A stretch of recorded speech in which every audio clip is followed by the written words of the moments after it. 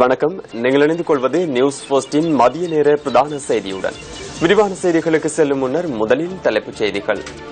தலைமன்னார் கடற்பரப்பிற்குள் அத்துமீறி பிரவேசித்து மீன்பிடியில் ஈடுபட்ட 14 இந்திய மீனவர்கள் கைது. மாங்குளம் பஸ் விபத்தில் 2 பலி, 19 பேர் காயம். தேசத்தை ஒன்றிணைக்கும் ஒற்றுமை பயணத்தின் 26ஆம் நாள் இன்று. இந்தியாவில் கடும் வெயிலுக்கு பலியானோரின் எண்ணிக்கை 2338 உயர்வு. இனி விரிவான செய்திகள்.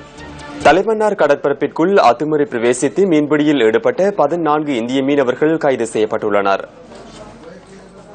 இந்திய மீனவர்கள் பயணித்த 3 படகுகளும் கைப்பற்றப்பட்டுள்ளதாக மன்னார் மாவட்ட கடற்றொழில் திணைக்கள உதவி பணிப்பாளர் தெரிவித்தார். கைது செய்யப்பட்ட மீனவர்கள் கடற்றொழில் திணைக்களத்தின் உத்தியோகத்தர்களிடம் இன்று காலை ஒப்படைக்கப்பட்டுள்ளனர். கைதான இந்திய மீனவர்கள் 14 பேரும் மன்னார் நீதவான் முன்னிலையில் இன்று ஆஜர்படுத்த உள்ளதாக மன்னார் மாவட்ட கடற்றொழில் திணைக்கள உதவி பணிப்பாளர் மேலும் கூறினார். முல்லைத்தீவு மாங்குளம் போலீஸ் பிரிவிற்குட்பட்ட கிழவன்குளம் A9 வீதியில் இடம்பெற்ற பஸ் விபத்தில் 2 உயிரிழந்துள்ளனர். விபத்தில் காயமடைந்த 19 பேர் கிளிநொச்சி வைத்தியசாலையில் சிகிச்சை பெற்று வருவதாகவும் ஒருவர் மேலதிக சிகிச்சைகளுக்காக யாழ் போதனா வைத்தியசாலைக்கு மாற்றப்பட்டுள்ளதாகவும் போலீசார் தெரிவித்தனர். விபத்தில் பஸ்ஸின் சாரதியும் பெண்ணொருவரும் உயிரிழந்துள்ளனர். கொழும்பிலிருந்து யாழ்ப்பாணம் நோக்கி பயணித்த சொகுசு ரக பஸ் ஒன்று நிறுத்தி வைக்கப்பட்டிருந்த டிப்பருடன் இன்று காலை 4 மணி அளவில் மோதியுள்ளது. டிப்பரின் சாரதியிடம் விசாரணைகள் முன்னெடுக்கப்படுவதாகவும் மேலதிக விசாரணைகள் இடம்பெற்று வருவதாகவும் மாங்குளம் போலீசார் தெரிவித்தனர்.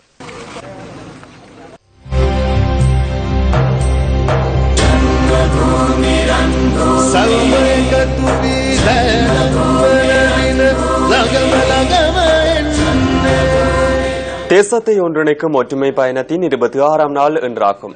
தேசிய ஐக்கியம் மற்றும் நல்லிணக்கத்தை ஏற்படுத்தும் நோக்கில் முன்னெடுக்கப்படும் இந்த வாகன தொடரணியின் ஆரம்ப நிகழ்வுகள் சூரிய வெப்பவில் நடைபெற்றதை அடுத்து இன்றைய பயணம் ஆரம்பமானது. சக்தி, சிரச, நியூஸ் போஸ்ட், கொழும்பு துறைமுக நகரம் மற்றும் தேசிய இளைஞர் சேவைகள் மன்றம் ஆகியன இணைந்து இந்த வாகன தொடரணியை ஏற்பாடு செய்துள்ளன.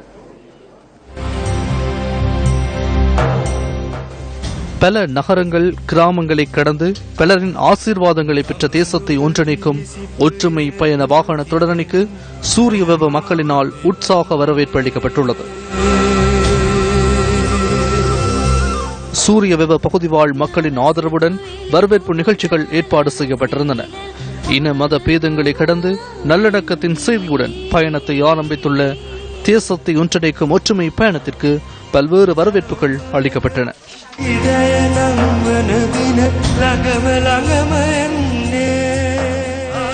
சூரிய வெப்ப என்ற நாமம் பொறிக்கப்பட்ட நினைவு சின்னத்தை தாங்கியவாறு வாகன தொடரணி தனது பயணத்தை ஆரம்பித்தது.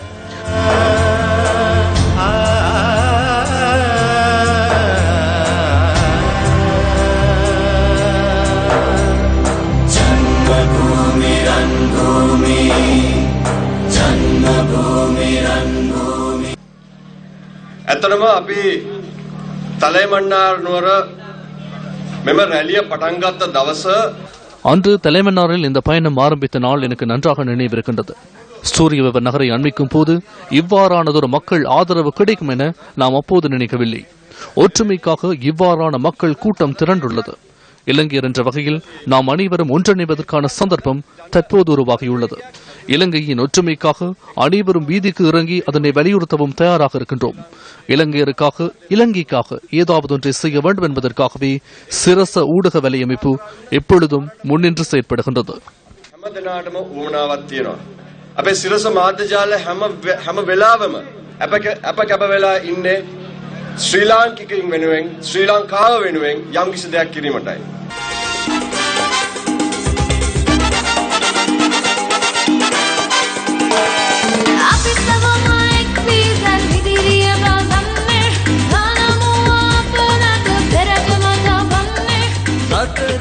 சூரிய வெப்ப மக்களின் ஆசீர்வாதத்தினை பெற்ற வாகன பேரணி அபிலிபிட்டிய நகரை சென்றடைந்தது.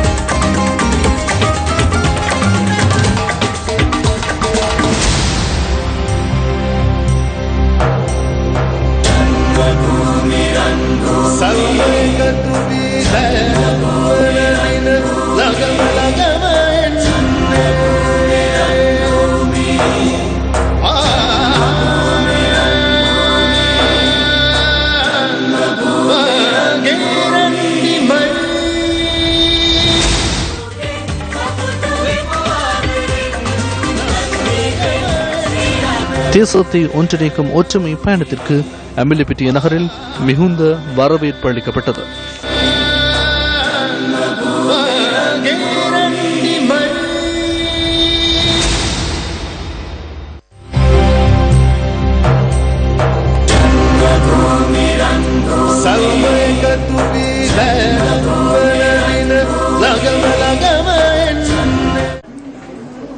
நன்மை தீமையை இனம் கண்டு சிறந்த சமூகத்தை உருவாக்குவதற்கு இன்றைய தினத்தை அதிர்ஷ்டமாக கருத வேண்டும் என பொசன் பௌர்ணமி தினத்தை முன்னிட்டு ஜனாதிபதி வெளியிட்டுள்ள அறிக்கையில் குறிப்பிடப்பட்டுள்ளது.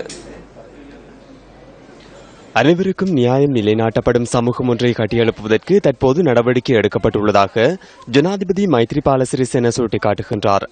முறையற்ற நடவடிக்கைகளில் இருந்து நீங்கி கௌரவமான பிரஜையாக அனைவரும் வாழக்கூடிய சமூகம் ஒன்றை கட்டியெழுப்புவதற்கு புத்த தர்மத்தை ஆசானாக கொண்ட அரச கொள்கை ஒன்று நடைமுறைப்படுத்தப்பட்டுள்ளதாக ஜனாதிபதியின் அறிக்கையில் கூறப்பட்டுள்ளது. புற செயற்பாடுகளால் அன்றி உண்மையான ஆன்மீக செயற்பாடுகளால் மாத்திரமே வாழ்க்கையை அர்த்தமாக்கிக் கொள்ள முடியும் என பிரதமர் ரணில் விக்ரமசிங்க வெளியிட்டுள்ள பொசன் வாழ்த்து செய்தியில் தெரிவிக்கப்பட்டுள்ளது. பிற கலாச்சாரங்களுக்கு மதிப்பளித்து ஒற்றுமையாக வாழ்வதற்கு பொசன் தினத்தில் உறுதிபூண வேண்டும் என பிரதமரின் அறிக்கையில் மேலும் தெரிவிக்கப்பட்டுள்ளது. பொசன் பூரணை தினத்தை முன்னிட்டு அனுராதபுரத்திற்கு வருகை தரும் பக்தர்களுக்கான அனைத்து வசதிகளும் ஒழுங்கு செய்யப்பட்டுள்ளதாக மாவட்ட செயலாளர் டிபிஜி குமாரசிறி தெரிவித்தார். பெருந்திரளான மக்கள் இம்முறையும் பொசன் பூரணை தினத்திற்கு அனுராதபுரத்திற்கு வருகை தருவார்கள் என எதிர்பார்ப்பதாக அவர் குறிப்பிட்டார். விபத்துகள் மற்றும் அனர்த்தங்களை தடுப்பதற்கு உரிய முற்பாதுகாப்பு நடவடிக்கைகளை முன்னெடுக்குமாறும் மாவட்ட அரசாங்க அதிபர் பொதுமக்களிடம் கோரியுள்ளார். இதேவேளை திருகோணமலை, அனுராதபுரம் மற்றும் புலனறுவை மாவட்டங்களில் உள்ள 11 நீர்த்தேக்கங்களில் உயிர் பாதுகாப்பு பிரிவினர் கடமையில் ஈடுபடுத்தப்பட்டுள்ளதாக கடற்படையினர் தெரிவிக்கின்றனர். இதற்காக 20 படகுகளும் 20 குழுக்களும் ஈடுபடுத்தப்பட்டுள்ளதாக கடற்படையின் பேச்சாளர் கமாண்டர் இந்திகிடி சில்வா சுட்டிக்காட்டினார். நாட்டில் தற்போது கண்டுபிடிக்கப்பட்டுள்ள 2 எண்ணெய் கிணறுகளில் எண்ணெய் படலத்தை பெற்றுக் கொள்வதற்கு விலைமனு கோருவதற்கு திட்டமிடப்பட்டுள்ளது. எதிர்வரும் 2 மாதங்களுக்குள் விலைமனு கோருவதற்கான நடவடிக்கைகள் முன்னெடுக்கப்பட்டுள்ளதாக அமைச்சின் செயலாளர் PMS பட்டகுட தெரிவித்தார். உள்நாட்டு மற்றும் வெளிநாட்டு நிறுவனங்களிடம் இருந்து விலைமனு கோரவுள்ளதாக அவர் சுட்டிக்காட்டினார். நாட்டில் கண்டுபிடிக்கப்பட்டுள்ள எண்ணெய் கிணறுகளில் ஆய்வுகளை ஆரம்பித்துள்ளதாகவும் அமைச்சின் செயலாளர் தெரிவித்தார். அடுத்த கட்ட நடவடிக்கைகள் தொடர்பில் தற்போது கலந்துரையாடல்கள் ஆரம்பிக்கப்பட்டுள்ளதாகவும் PMS பட்டகுட மேலும் குறிப்பிட்டார். பொருட்கள் மற்றும் சேவைகளின் விலைகள் அதிகரித்துள்ளதால் ஏப்ரல் மாதத்துடன் ஒப்பிடுகையில் மே மாதம் பணவீக்கம் சற்று அதிகரித்துள்ளது. இதற்கமைய ஏப்ரல் மாதம் 0.1 காணப்பட்ட பணவீக்கம் மே மாதம் 0.2% பதிவாகியுள்ளது. ஜனவரி மாதம் 3.2 காணப்பட்ட பணவீக்கம் மார்ச் மாதம் 0.1 வரை வீழ்ச்சியடைந்துள்ளது. பொருட்களின் விலை அதிகரித்தமையே பணவீக்கத்தில் ஏற்பட்ட வளர்ச்சிக்கு காரணம் என இலங்கை மத்திய வங்கி தெரிவிக்கின்றது. மரக்கரை வகைகள், மீன், கருவாடு, பெரிய வெங்காயம் ஆகியவற்றின் விலைகள் ஏப்ரல் மாதத்துடன் ஒப்பிடுகையில் மே மாதம் அதிகரித்துள்ளதாக மத்திய வங்கி தெரிவித்துள்ளது. உணவுப் பொருட்கள் அல்லாத வேறு சில பொருட்கள் மற்றும் சேவைகளின் விலையிலும் அதிகரிப்பு ஏற்பட்டுள்ளதாக தெரிவிக்கப்படுகின்றது. இதேவேளை வருடத்தின் இதுவரையான 5 மாதங்களில் அமெரிக்க டாலர்களுடன் ஒப்பிடுகையில் ரூபாவின் பெறுமதி 2.13 பதிவாகியுள்ளதாக இலங்கை மத்திய வங்கி தெரிவித்துள்ளது. 110 ரூபாவிற்கு தொடர்ந்தும் வைத்திருக்க முடியும் என்று கூறியவர்கள் 110 ரூபாவிற்கு இருந்ததை 135 ரூபாவிற்கு கொண்டு சென்றது உங்களுக்கு ஞாபகம் இருக்கின்றதா? சில வாரங்களில் அவற்றில் ஏற்றத்தாழ்வு ஏற்படும். 2% மாற்றம் ஏற்பட்ட விடயங்களுக்கு இவ்வளவு கூக்குரல் எடுக்கின்றார்கள் என்றால் 110க்கு 135 என்பது 20% அதிகரித்துள்ளது அல்லவா? இருந்தாலும் உலகில் ஏற்றத்தாழ்வுகள் உள்ளன. 2% என்பது பாரிய வீழ்ச்சி அல்ல. நாட்டில் இடம்பெயர்வுகளை சந்தித்த பலர் நம்பிக்கையுடன் மீள்குடியேறிய போதிலும் அவர்களுக்கான அடிப்படை வசதிகள் கேள்விக்குறியாகவே உள்ளன. நிரந்தர வீடு மீள்குடியேற்றப்பட்ட பலரின் கனவு. சொந்த நிலமிருந்தும் நிரந்தர வாழ்விடமின்றி தவிக்கின்றனர் கண்ணியா சோலைவட்டுவான் கிராம மக்கள். அபிவிருத்தியின் சுவடுகளை சுமந்த அழகிய திருகோணமலை நகரிலிருந்து சுமார் 15 கிலோமீட்டர் தொலைவில் உள்ளது இந்த கிராமம். நகரிலிருந்து தூரம் செல்ல செல்ல அபிவிருத்தியை அறியாத கிண்ணியா உப்பாற்று கிராம சேவையாளர் பிரிவின் சோலைவட்டுவான் கிராமம் தென்படுகின்றது. வளர்ச்சி கண்டு வரும் நம் நாட்டிலும் மின்சாரம், மெலசல கூட வசதி உள்ளிட்ட அடிப்படை வசதிகளை காணாத பல கிராமங்களுள் சோலைவட்டுவான் கிராமமும் ஒன்று. 1990களில் யுத்தம் இடம்பெயர வைத்த சுமார் 35 குடும்பங்கள் இங்கு மீண்டும் மீள்குடியேறினர். அடிப்படை வசதிகளின்றி அவசரமாக மீள்குடியேற்றப்பட்ட இந்த மக்களுக்கு இதுவரை தீர்வு கிட்டவில்லை.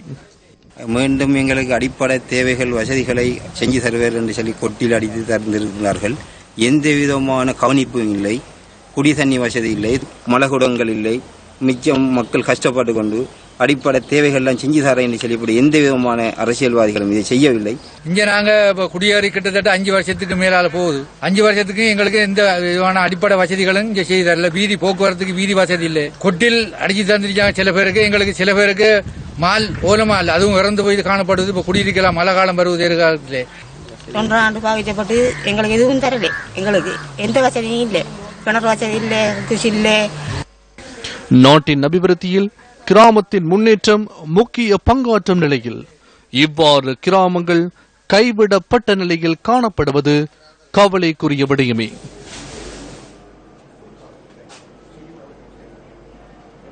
இத்துடன் நியூஸ் போஸ்டின் மதிய நேர பிரதான செய்தி நிறைவு பெறுகின்றது. நியூஸ் போஸ்டின் மணித்தியாளர் செய்தியை 2:25க்கு எதிர்பாருங்கள். வணக்கம்.